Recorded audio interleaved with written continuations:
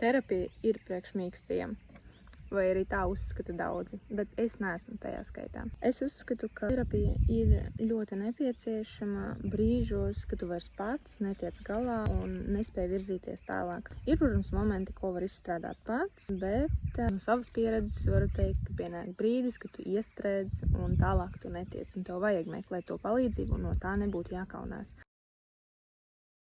Es saprotu, ka es nevēlos nodot saviem bērniem tās traumas, kas tika nodotas man. Es vēlos darīt savādāk, es vēlos tikt galā ar to visu iebumu un aizvainojumu un pārdarījumiem un sevis nicināšanu, lai vēlāk varētu cieņpilni izturēties pret saviem bērniem, pret apkārtējiem un kopumā būt laimīga, jo es spēju sasniegt savus iecerētos mērķus, es nebaidos sapņot un es izvēlos to, kā dzīvot dzīvi, un dzīve nevis notiek ar mani, bet es to dzīvoju.